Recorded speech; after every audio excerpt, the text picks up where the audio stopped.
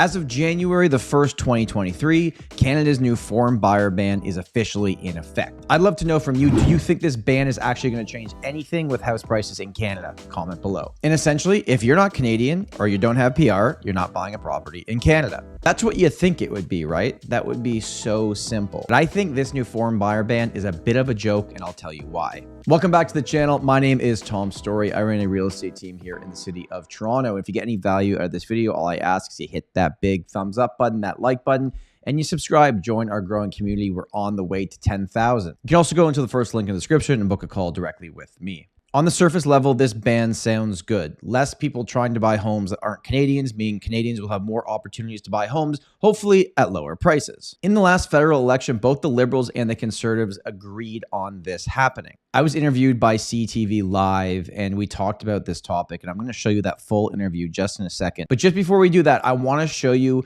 why this ban is a joke because of the exemptions attached to it. Okay, so let's take a look at this together. These are exemptions from the ban. Canadian citizens and permanent residents. Okay, pretty straightforward. International students who meet certain requirements, including having spent the bulk of the previous 5 years in Canada, they would be able to purchase a property for no more than $500,000. So good luck in Toronto or Vancouver or lots of other markets that have gone up in price in the past few years. Diplomats living in Canada, all right, I understand that one. Foreign nationals with temporary resident status, including people fleeing conflict and refugees. Okay, I understand all of that.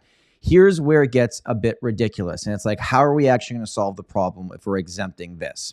Buildings containing more than 3 dwelling units. Okay, so fourplexes and up, multifamily apartment buildings, commercial real estate for a lot of it is not banned. Okay, so people can still buy that. They can still buy that if they're not from Canada.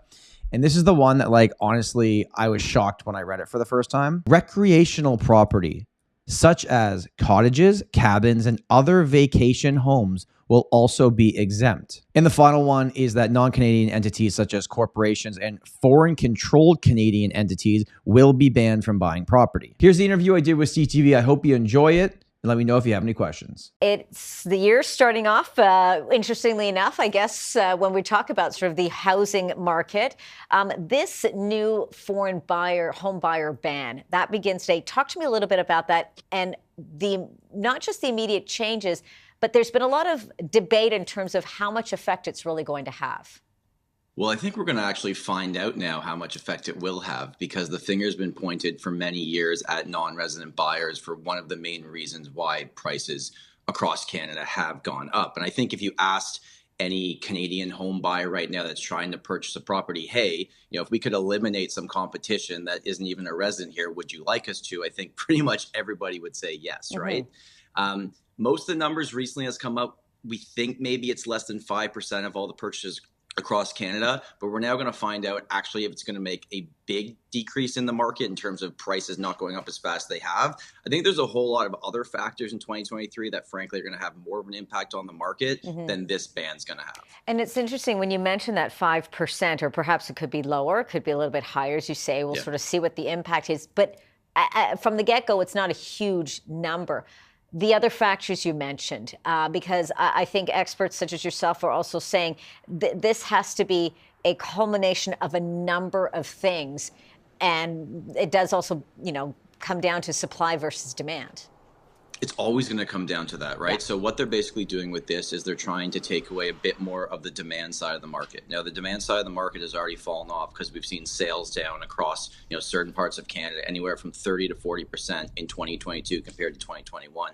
I don't think this year is going to get off to a roaring start like last year did. I do think across the board, we're still going to have issues with inventory levels, but not just this ban, but just if you look at how much the rates went up last year, just the affordability for the average Canadian, we have solved a few things in the market by bringing the rates up, but I don't think this ban's going to have anywhere near the effect as a lot of the other fundamentals are. Yeah, well, we know when we're talking about affordable housing, there's a number of factors there in terms of the demographic, the community that you are looking to help, the type of homes, et cetera. So if there were a couple of key things that you'd wanted to see to deal with the housing crisis, what would you say?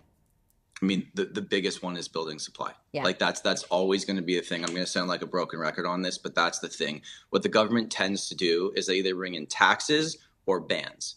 but they don't build more homes. And that's what we need. And, you know, one of the big things with this new non-resident ban that really stuck out to me is there's a ton of exemptions to it. And two of them that I thought were like, when I was reading, I was like, oh, that's actually surprising they did this. Recreational properties are exempt. Cottages, cabins, vacation homes, which is like, isn't that the whole point of why they're buying properties here, to have them as their secondary property? Well, that's what I was going to ask you, because isn't that technically what it would be? That's what I thought as well. Like, it doesn't really make sense to me. And then on top of that, also it's exempt if you're buying a property with more than 3 dwelling units. So multifamily, commercial real estate, like that's the big type of real estate people are maybe buying, looking at Canada as a good investment.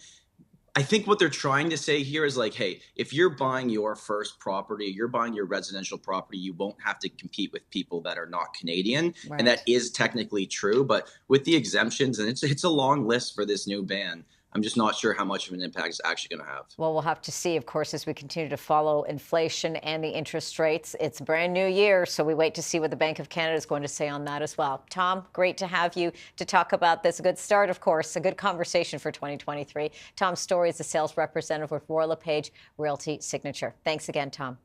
Bye. Thanks so much for watching another video. My name's Tom, and remember, home is where your story begins. If you like this video, please consider subscribing to the channel. You can learn more about the Story Team at storyteam.ca. We also have a weekly podcast called The Tom Storey Show, with new episodes each Sunday. If you'd like to book a call directly with Tom, you can do that via the first link in the description.